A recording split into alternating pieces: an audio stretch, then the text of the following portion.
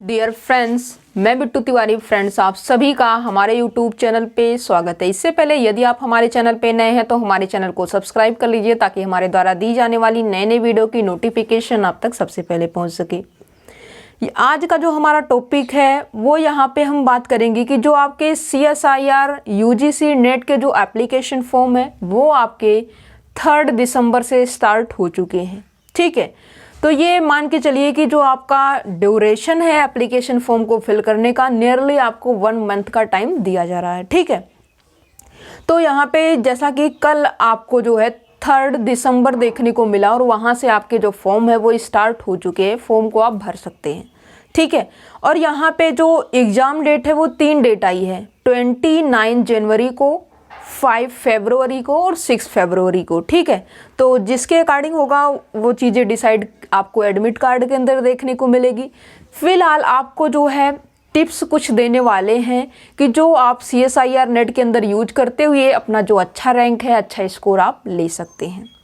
यहाँ पे जैसा कि हम आपको सबसे इम्पोर्टेंट बात ये बताना चाहते हैं कि जैसा कि आपको पता है कि यहाँ पे जैसे रियल एनालिसिस हो गया, लीनियर अलजेब्रा हो गया, कॉम्प्लेक्स एनालिसिस हो गया, ODPD है, COV इंटीग्रल है।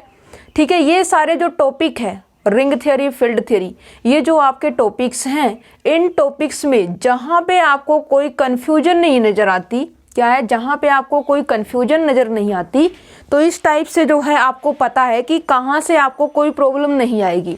ठीक है, मान लीजिए कि आपने जो अभी तक प्रिपरेशन किया उस दौरान आपने देखा लीनियर अलजेब्रा का टॉपिक स्टडी किया और उससे रिलेटेड जो भी क्वेश्चंस थे प्रीवियस ईयर के, उसको आपने इजीली सोल्व किया। और सोल्व करने के बाद यदि कोई आपको क्वेश्चन ऐसा नहीं मिला कि जो आप करना चाहते थे उस टाइप के क्वेश्चन को और वो आपसे हुआ नहीं, दैट मीन्स आप उसके अंदर परफेक्ट हैं।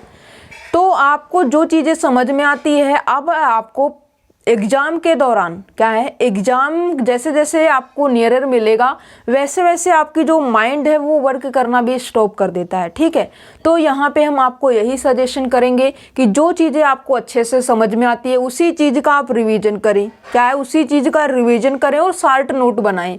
और शार्ट नोट बनाने इस तरीके से बनाएं कि उसको जो है आपको, जैसे मान लीजिए लीनियर अलजेब्रा है, उसके जो जो टॉपिक आपको अच्छे से समझ में आते हैं और वैसे टॉपिक को स्टडी कीजिए जो आपके मैक्सिमम टाइम क्वेश्चन पूछे जाते हैं। ठीक है, ऐसा नहीं कि आपको मान लीजिए वो चीज़ें अच्छे से समझ में आती है और एग्जाम के अंदर वो चीज़ें पूछी नहीं जाती, तो इस तरीके से प्रिपरेशन करने का क्या बेनिफिट।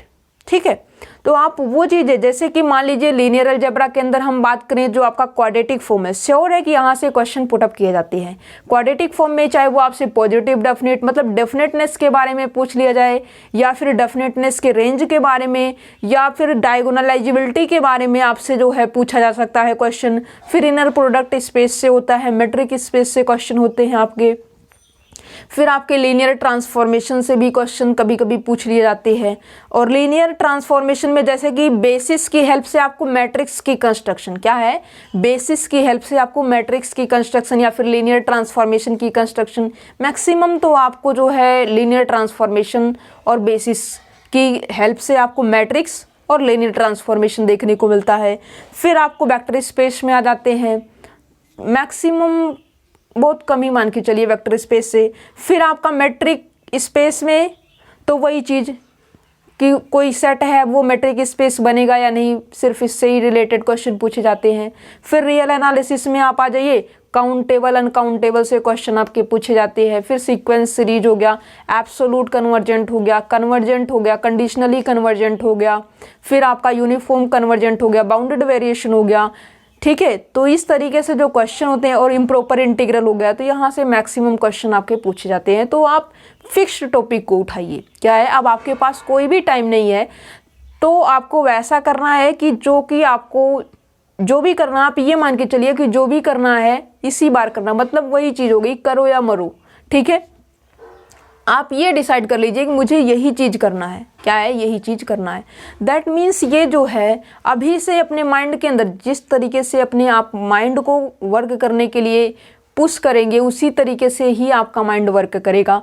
तो यहाँ पे जैसा कि हमने बताया कि आपको वही चीज़ स्टडी करनी है जो चीज़ें आपके एग्ज़ाम के पॉइंट ऑफ व्यू से भी इम्पोर्टेंट हो और आपको वो चीज़ें समझ में भी आती हो। सिर्फ उन्हीं चीज़ों की प्रैक्टिस आप करें, क्या है, सिर्फ उन्हीं चीज़ों की प्रैक्टिस करें। दैट मीन्स उसका थ्योरेटिकल पोर्शन स्टडी करें, उसकी शार्ट नोट बनाएं और उससे रिलेटेड क्वेश्चन को सोल्व करें।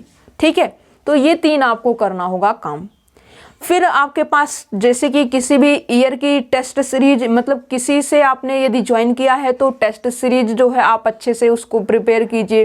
और टेस्ट सीरीज लेने से आपको ये बेनिफिट होता है कि आप जैसे मान लीजिए कि प्रेशर, जैसा आपको एग्जाम के दौरान प्रेशर देखने को मिलता है, जस्ट वैसा ही यदि आप रियलाइज करते हैं, इमेजिन करते हैं, सब चीज़ें आपके ऊपर डिपेंड है, इमेजिन करते हो तो जस्ट वैसा ही माहौल आप अपने घर पे ही क्रिएट करते हुए ऑनलाइन टेस्ट सीरीज ज्वाइन करते हुए अपना अच्छे से वर्क कर सकते हैं। ठीक है, तो ये हमारे जो वीडियो बनाने का मोटिव यही था कि आपको जो चीज़ें अच्छे से समझ में आती सिर्फ उस पर आप फोकस कीजिए, और उस पर आप यदि फोकस करेंगे तो सक्सेस आपको श्योर मिलेगी।